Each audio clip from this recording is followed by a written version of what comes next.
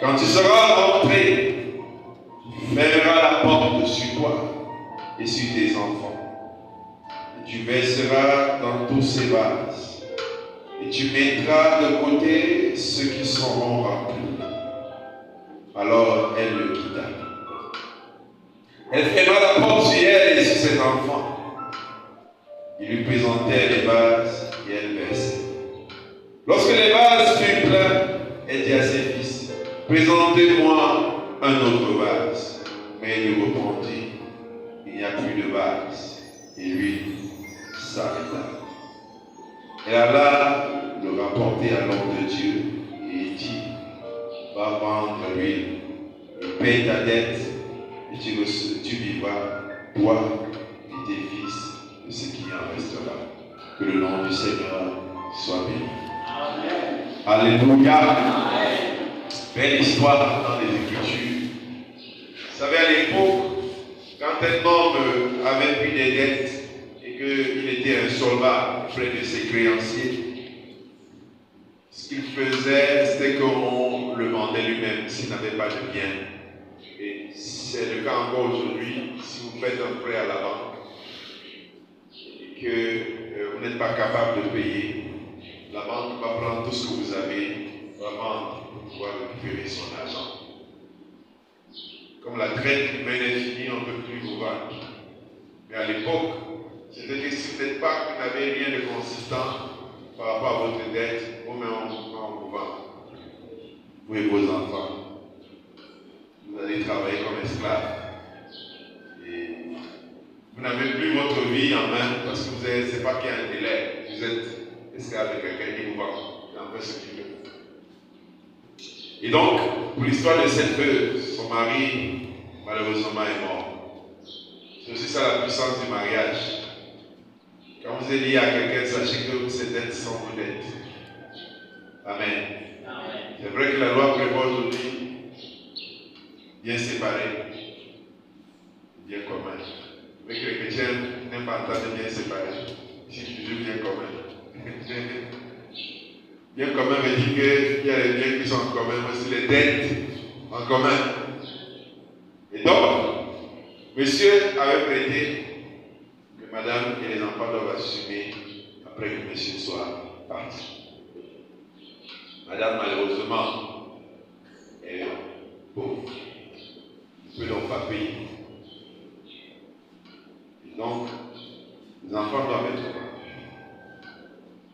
Elle a le réflexe de venir devant l'homme de Dieu et lui dire, voici la situation à laquelle je suis confronté. Qu'est-ce que je peux faire? Devant cette détresse, moi je n'ai pas d'espérance. L'histoire de cette dame nous renvoie, nous fait croire que sa belle famille n'était pas un soutien, ni elle-même sa famille. Donc, c'est pas comme si elle avait d'autres alternatives. La Bible n'a pas donné tous les détails. On peut supposer qu'elle a tenté plein d'autres choses, au moins dans son esprit en se demandant où est-ce que je peux trouver le secours? Qu'est-ce que je peux vendre? Et les situations dans la vie qu'on ne peut pas toujours maîtriser. On ne peut pas toujours maîtriser. Ça va pendant les deuils, les créanciers viennent. Tout le monde ne pleure pas la même chose. Peut-être pleure peut-être moi avec l'argent. Amen. Amen. Et on doit dire à la veuve que son mari avait les dettes. Mais ce n'était pas un homme filou, d'après ce que la dame nous dit dans le texte. C'était un homme qui craignait Dieu. Donc la dureté de la vie a peut-être voulu qu'il soit quelqu'un qui va affronter chez les autres. Et c'est quand la Bible bénit le peuple d'Israël dit, tu prêteras et tu n'en prêteras jamais. C'est une forte bénédiction. Amen. Si tu vis et que tu n'es pas sur les dettes, c'est une grâce. Amen. La dette coûte cher. Amen. Oui. Donc le signe que tu as été comblé de Dieu, c'est que tu n'es pas endetté. Bien que tu ne crois pas sur les dettes, parce que je n'interdis pas la dette. Je vais pour la dette. Les dettes de Dieu. Non, mais c'est une très grande idée. Mais je ne pleure pas sur les dettes. Amen. Je ne pleure pas sur les dettes. Donc, cette dame ne pouvait rien faire face à cela. Et l'homme de Dieu va lui demander. C'est ça la particularité de Dieu, qui est le fait au travers de l'homme de Dieu, c'est la sérénité. Il ne panique pas. Il lui dit, qu'est-ce que tu as? Et dans la tendance langage, je vais nous dire, il dit, dis-moi quand tu es à la maison, elle répondit, ta servante n'a rien du tout. Mais commence par là. Ta servante n'a rien du tout. Si tu veux savoir s'il y a quelque chose de précieux sur moi, je n'ai rien. Je n'ai pas de feu de la vente.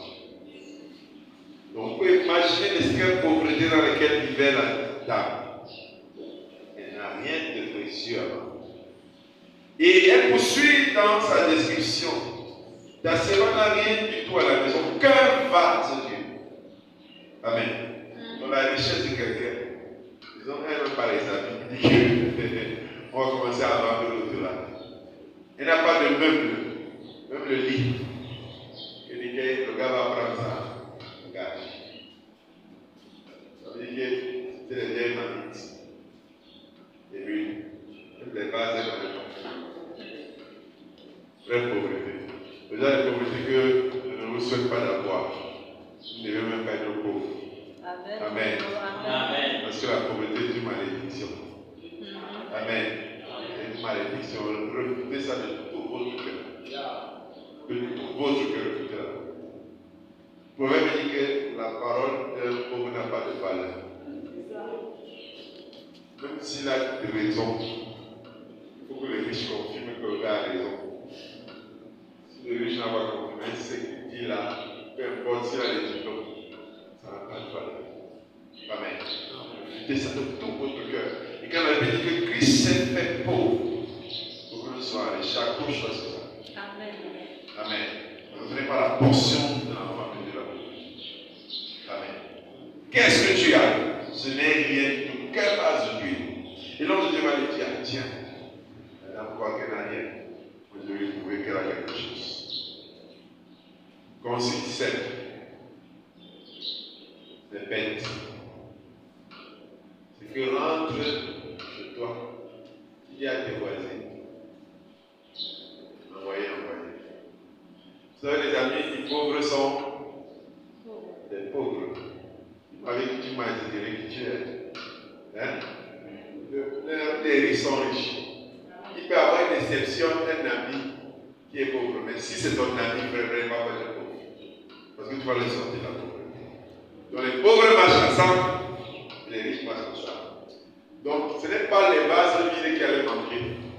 Il peut y avoir les vases, mais ce qui est sûr que c'est vide, la probabilité est élevée. Envoyez-moi les vases. Elle a fait le rappel de Dieu. Elle a pris les vases. Et quand tu vas arriver là-bas, donc, tu prends les vases, tu te mets à presser. Ça veut dire que tu as un flacon comme ça, lui. Parce que la richesse n'est pas les types, lui.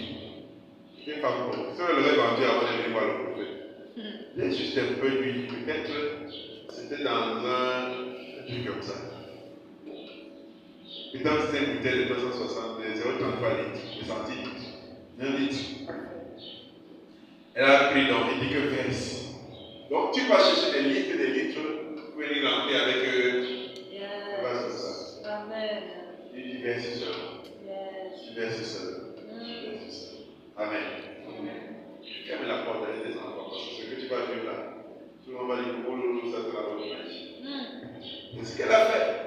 Elle verse, ça ne finit pas. Elle verse, ça ne finit pas. Elle verse, ça ne finit pas. Elle verse, ça ne finit pas. Elle a ajouté les vases de l'enfant, dit que c'est fini. Lui aussi s'arrête. Amen. Amen. Ouais. Elle a vécu le miracle. Yes. Amen. Amen. Elle a vécu le miracle. Notre thème c'est que ton huile ne s'arrête pas de brûler. Amen. Que ton huile ne s'arrête pas de brûler. Et dans le texte que nous venons de lire et que nous venons d'écrire, Élisée, c'est en fait l'image de Jésus. L'image de Jésus comme source de bénédiction pour cette famille. Quand vous rencontrez Jésus, c'est une source de bénédiction. frappé que nous soyons en santé. Il a été maudit pour que nous soyons bénis. Amen. Et il était pauvre pour que nous soyons riches. Donc cette image de l'Église, c'est Jésus. C'est l'image de Jésus qui rentre dans une famille. Amen. Une veuve pauvre avec ses 2 enfants, elle tombe à la merci de ses créanciers. Qui l'engueule, qui la menace. On décide de même prendre tes enfants. On va les amener, ils vont devenir des esclaves. Vous êtes là, vous ne pouvez pas être capable de prêter. Je n'étais pas là, mais je m'en fous, madame, c'était votre mari. Vous allez assumer. Vous allez manger l'argent là-dedans. Alléluia. Mais sa foi lui a permis de s'adresser à Dieu. Amen. Sa foi lui a permis de s'adresser à Dieu. Elle n'est pas allée dans un autre endroit. Elle n'est pas allée dire, je vais encore prendre une dette pour payer notre dette. Parce que c'est ce que les gens font. Vous les arrêtez à gauche, qui partent à droite, qui prennent la dette. Ça, c'est jamais une solution. S'il y en a qui le font ici, je vous conseille, ce n'est jamais une solution. On ne peut pas prêter chez table pour rembourser à Baudelaire. Ça ne marche pas. Amen. La dette doit produire la richesse pour rembourser. Tu ne prends pas la dette pour payer à gauche. Ça, c'est la prison que tu cherches. Amen. Donc, il faut payer la dette. Quand tu ne peux pas dire à ton créancier que, tu vois, s'il ne peut pas. Ce qu'on va faire là, je t'ai remboursé par échéance. Et fais-le pour que ton vie soit bien. Amen. Et si tu ne peux pas rembourser une dette, n'engage jamais le prêt. On ne prend pas le prêt de ce qu'on ne sait pas comment on va rembourser. Je prends d'abord, je verrai après. Ça, c'est le problème que tu as cherché. Amen. Il y a une parenthèse toujours. Ce sont les problèmes que tu es en train de chercher. Si tu ne sais pas comment faire pour rembourser la dette avant de la contracter, ne la prends jamais. Ce n'est pas quand tu seras dans la dette que tu vas venir pour savoir comment rembourser. Là, c'est des problèmes et ce n'est pas juste. Je dis, je vais rembourser à telle date. Je ne viens pas rembourser. Ce n'est pas juste. La Bible dit que celui qui paye ses dettes, voilà, c'est bien le verset. Il faut payer. C'est-à-dire que celui qui ne paye pas, voilà, il est le prisonnier, l'esclave. Amen. Amen. Donc, ici, la dame est à la merci de ces gens. Et elle reçoit dans la miséricorde de Dieu au travers des vases vides. Amen. Des vases vides. Pourquoi il demande des vases vides? Bibliquement, nous représentons des vases. Amen. Amen. Nous représentons des vases. Et le Seigneur a besoin que nous soyons à ses pieds des vases vides. C'est-à-dire des personnes assoiffées, des personnes disposées. Amen. Dieu ne pense jamais et ne fonctionne pas avec des gens qui estiment qu'ils sont déjà pleins. Il a besoin des bases vides. Amen. Parce que Dieu veut que tu contiennes. Et pour que tu contiennes, il faut que tu sois vide. Alléluia. Il faut que tu sois disposé. Nous ressemblons à ces enfants qui ont été vendus à Satan. C'est un peu l'image de ces créanciers-là qui réclament. Avec eux, on disait bien les temps pour réclamer. Et ceux qui nous réclament, c'est souvent les sorciers. Le diable et ses agents. Amen. Ils réclamaient donc ces enfants. Ils réclamaient cette famille. Tu as besoin d'être un vase vide. Amen. Le plus méchant des créanciers, c'est le diable. Amen. Et c'est pourquoi la Bible dit que le langage biblique est fort de sens.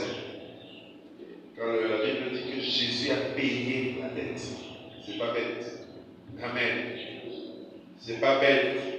C'est pas pour rien que cela est dit ainsi. C'est pas pour rien que ce terme a été utilisé. Jésus a payé la dette. Amen. Amen. Donc, quand tu marches, on vient te dire, oh, où tu vois là, c'est la malédiction qui est en train de te suivre. C'est pour ça que tu es allié comme ça. La seule chose qui peut te donner l'assurance, c'est que Jésus a payé. Alléluia. Ta dette a été payée. Donc tu dois marcher rassuré. Est-ce qu'on peut ouvrir dans l'Ésaïe chapitre 50, verset 1. Ésaïe 50, verset 1 nous dit: Ainsi parle l'Éternel, où est la lettre de divorce par laquelle je t'ai répudié? Par laquelle j'ai répudié votre mère, s'il vous plaît. Ou bien, auquel de mes créanciers vous ai-je vendu? Voici, c'est à cause de vos iniquités que vous avez été vendus. C'est à cause de vos péchés que votre mère a été répudiée. Amen. Ici, Dieu lève les mains en disant: moi, j'ai vendu personne d'entre vous. J'ai répudié la mère de personne d'entre vous. S'il y a quelque chose qui vous arrive, c'est que c'est vous-même qui êtes en train de vous vendre. Moi, je n'ai vendu personne. Au contraire, j'ai payé la dette. Amen. Ce qui nous arrive, Dieu peut nous arriver, il n'a rien à voir avec Christ, parce que Christ, lui, il a payé. Il a déjà réglé le compte. Alléluia. Amen. Il a réglé le compte. Solde 0. Il n'est pas négatif. On a réglé. Amen. On n'attend plus rien de nous. Donc Christ est notre source d'abondance. Amen. Nous devons nous tourner vers le Seigneur et nous recevrons de lui la puissance divine selon la mesure de notre foi. Les vases vides stipulent aussi bien représentent le degré de notre foi. Plus tu seras vide, plus tu vas encore béni. Amen. Si c'était un vase, il n'y a pas les vases de 100 litres, malheureusement. Les fûts. Si tu as un fût de 10 000 litres, l'huile la devait remplir. 40 000 litres, l'année remplie. Amen. C'est comme ta foi se présente. C'est comme ça que tu attires les choses de Dieu. Si je dois, il y a des impossibilités qui existent. Il y a des impossibilités dans la vraie vie. Mais s'il y a des impossibilités, c'est-à-dire que Dieu, les impossibilités, et chez toi, tu verras que ton vase sera rempli. Amen. Amen. Donc la foi est importante. Elle est utile. Amen. La question que lui a posée dans le prophète, c'est: qu'est-ce que tu as? Qu'est-ce que tu as? C'est une question importante. Et Dieu la posera toujours. Alors, quand tu viens me voir avec ton problème, tu as combien? Amen. Ce n'est pas qu'on veut d'abord compléter ce que tu as. C'est qu'il ne faut jamais venir sans quelque chose. Si tu as 0, ça signifie que tu as fait 0. Amen. 0 effort. Tu ne peux pas avoir un problème. Et tu veux que ce problème soit résolu. Mais tu veux que quelqu'un résolve ton problème entièrement quand tu n'as rien fait. Ce n'est pas logique. Amen. Ça signifie que tu es en mode repos. Et tu veux que quelqu'un d'autre fasse des efforts. Il faut que tu aies fait un effort. Qu'on t'aide ensuite à continuer la marche. Amen. C'est ça le principe. Quand tu veux qu'on t'aide, qu'est-ce que toi tu as fait comme effort? Le mot aider existe parce qu'il y a l'effort qui a été fait. Alléluia. Qu'as-tu? Qu'est-ce que tu as? L'intervention de Dieu partira toujours de ce que nous avons de positif. Amen, amen, amen, amen. Si tu dis à Dieu que tu n'as rien, tu ne fais rien. Mais son intervention partira de toujours de quelque chose que tu as. C'est pourquoi la Bible dit qu'à celui qui a, on donnera. Alléluia. Yes. À celui qui a, on donnera. Amen. Mais à celui qui n'a pas, on ôtera même. Parce qu'il va te dire que tu as. Amen. Tu as. Tu as. Tu as. Alléluia. Il ne prendra jamais ailleurs. Mais la solution se trouve en nous. Alléluia. Même quand tu pries, la solution se trouve en toi. Quand tu désires quelque chose de Dieu, il ne prendra pas ailleurs. Oh Seigneur, suscite au milieu de nous des ouvriers. Non, ils n'ont pas d'ailleurs. Tu as envie de dire à Dieu, Seigneur, le règne parmi nous. Amen. Amen. Amen. C'est que dès que quand ils vont sortir pour travailler, ils vont amener d'autres ouvriers. Amen. Et les ouvriers ne viendront pas de dehors. Alléluia. Amen. Ils sortiront d'ici pour les chercher de la Amen. C'est ça l'objet de la prière. Dieu ne prend pas des esprits, il prend en toi. Alléluia. Il prend en toi. Qu'est-ce que tu as? Donnez-leur vous-même à manger. Seigneur, nous n'avons rien. Il n'y a pas de saint pain et de poisson. Tant qu'il n'y avait pas saint pain et de poisson, le miracle était bloqué. Nous-mêmes, on bloque souvent. On bloque le miracle parce qu'on dit on n'a rien. Alléluia. On n'a rien. Si je veux la prospérité, vous croyez que vous allez marcher en route, vous allez voir un sac d'argent qui va tomber. Va travailler. C'est là-bas qu'il y a la prospérité. Tu vas bénir tes efforts. Alléluia. Si je veux la réussite, c'est bon. Tu vas bicher. Tu vas étudier. C'est là-bas qu'il va fructifier. Amen. Dans ce que nous négligeons et méprisons, c'est là-bas que Dieu va faire le miracle. Amen. Qu'est-ce que tu as? C'est-à-dire qu'elle dit d'abord, je n'ai rien, excepté Dieu. Elle a fait le tout. Comme point positif, cette veuve savait écouter Dieu. Même quand les solutions étaient folles. Parce que pour quelqu'un qui a toutes ses sens, ce que tu lui dis, il va chercher les bases. Pour mettre. Lui, il est déjà quelque part. Et ce n'est pas plein.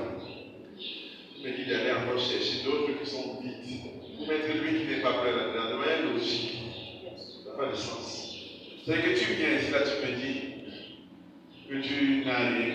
Il te dit que tu vas prendre les fûts. Tu mets à la maison. La première chose, c'est que tu vas me regarder si je ne suis pas en train de perdre la tête. Est-ce que le pasteur est normal ce matin?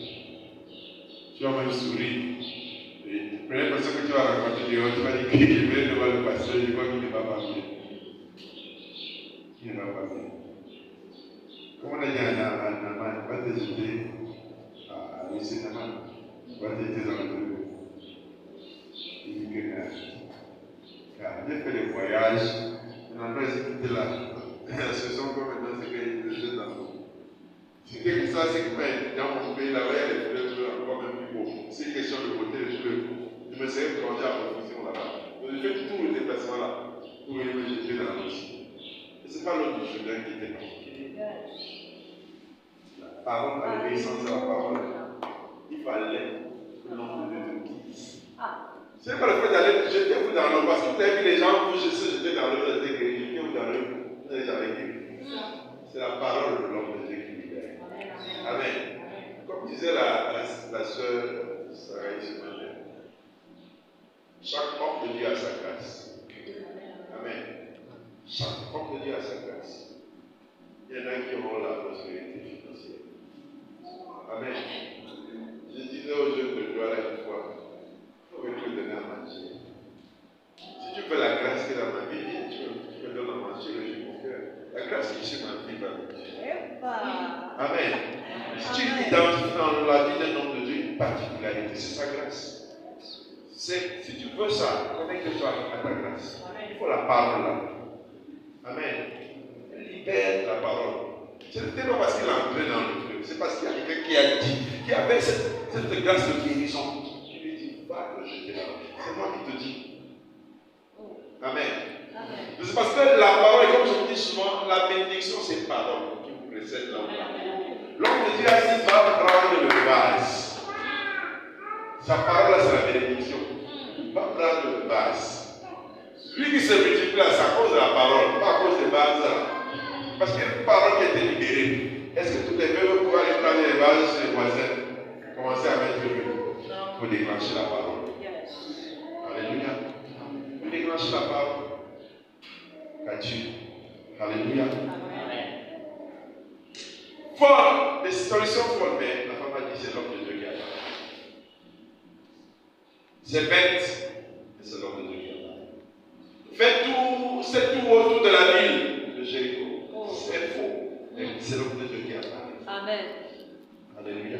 Amen. C'est l'homme de Dieu qui a parlé. Vas-y, frère. Il lui a été enseigné la notion du relationnel aussi à cette dame.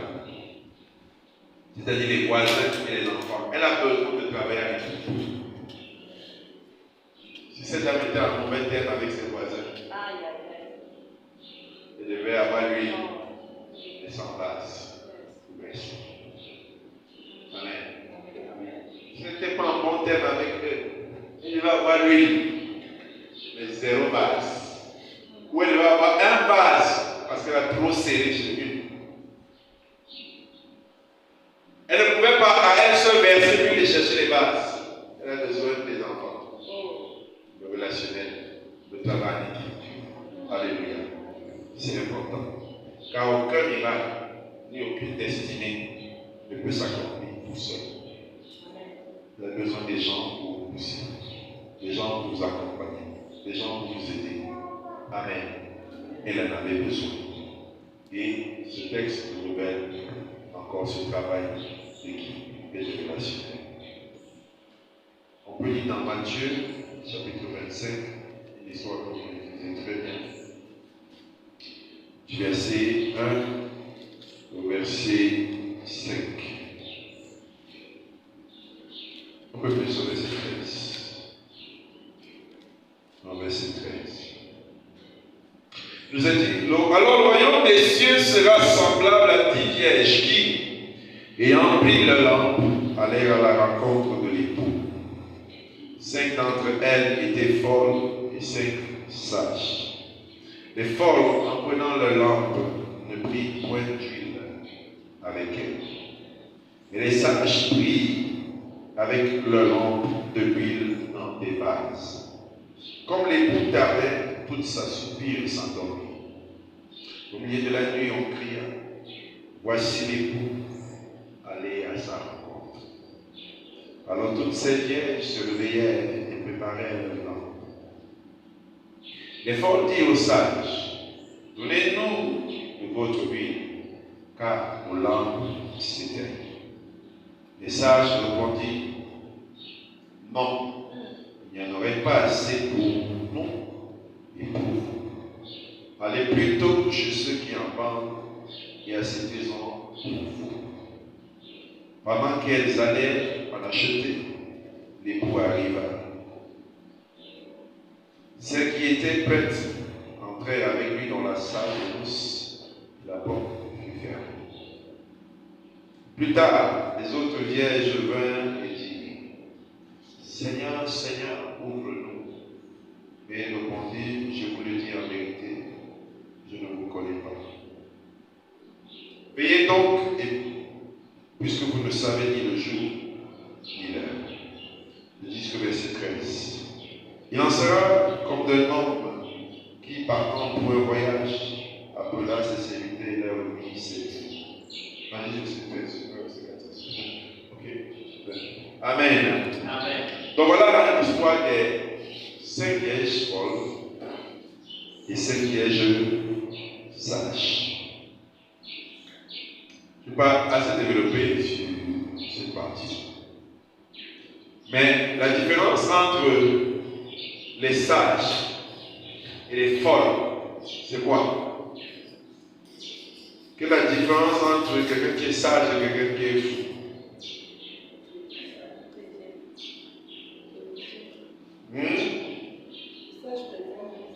Le sage prévoit.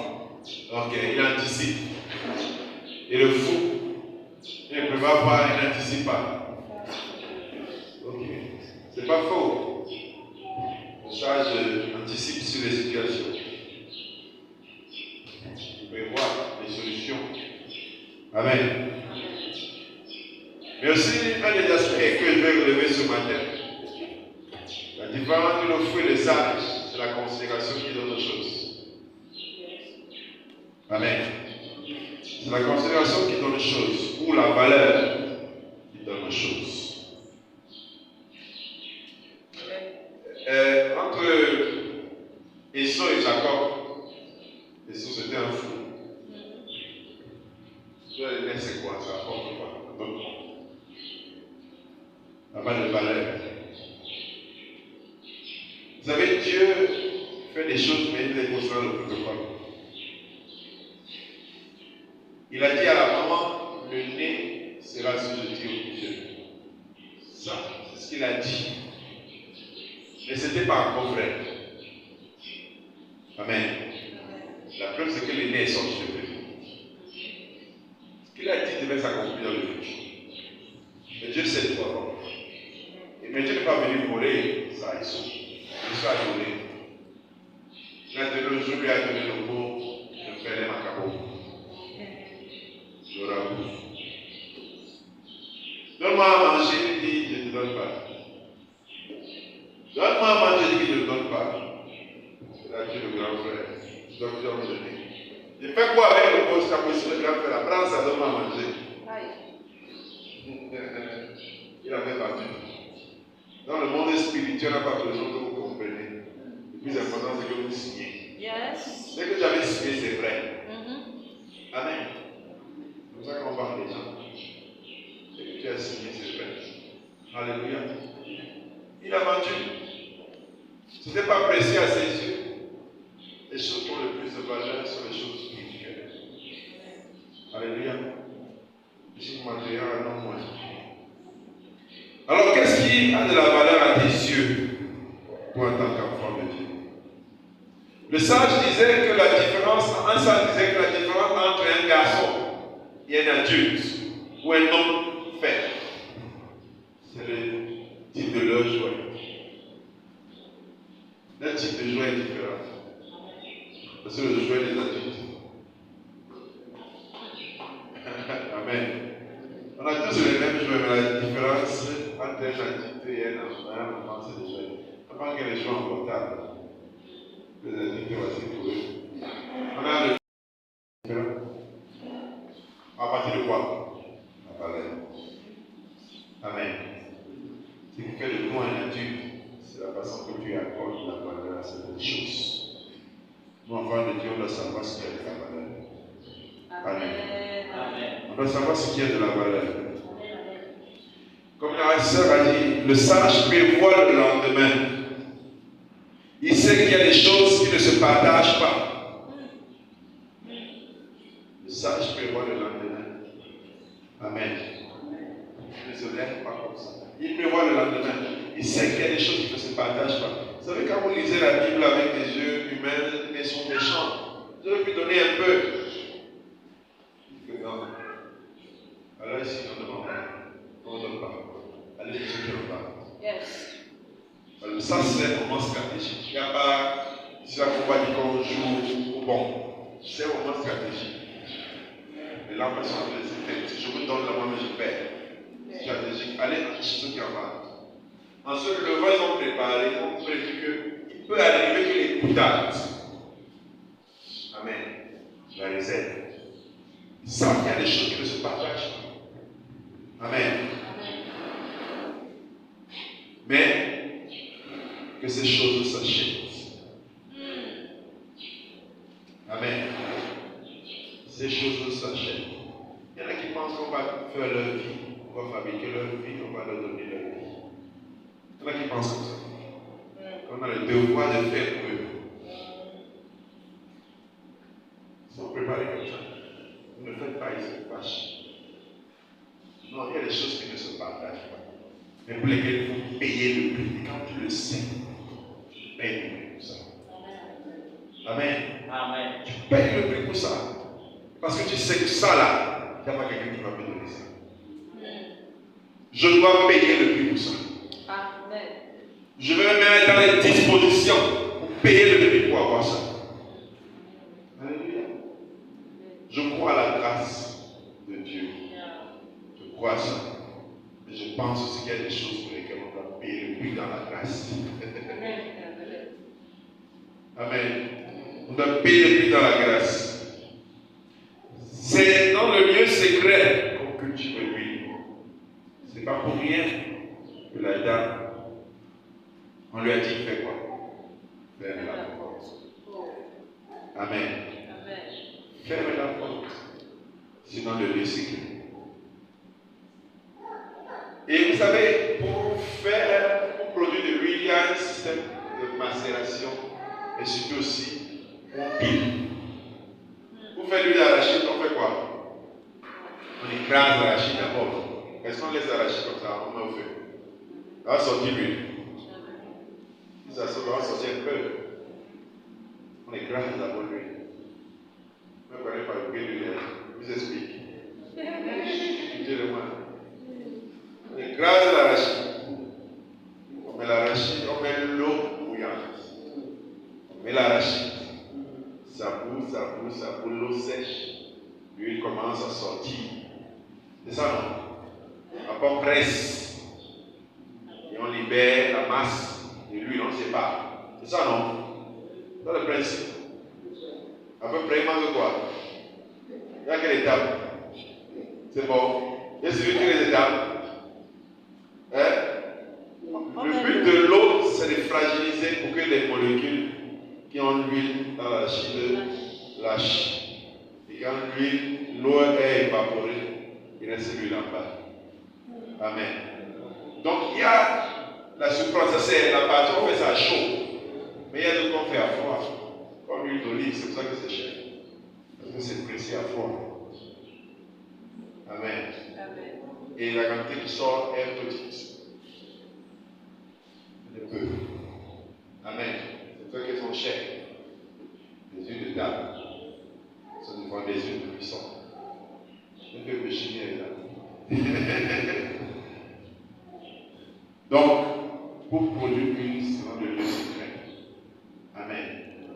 Payer un prix. Ça ne devient pas comme ça. Ferme la porte. Ferme la porte. Reste dans l'intimité. Alléluia. Le lieu secret. Reste seul. Il y en a qui n'aiment pas rester seul aussi. Il faut rester seul. Amen. On ne donnera pas tout par quelqu'un. Il faut rester seul. Rester seul. Je dis souvent, fermer la porte, ce n'est pas forcément ce qui est physique. Parce que l'intimité, c'est un instant où vous créez dans votre esprit, avec Dieu. Amen. Même si je reconnais qu'il faut être dans un lieu calme. Et l'intimité, c'est d'abord rester seul avec Dieu, en esprit. Amen. Et là, ton huile ne cessera pas de brûler. Ce ne sera donc pas une vierge folle, mais une vierge sage. Que le Seigneur bénisse sa parole.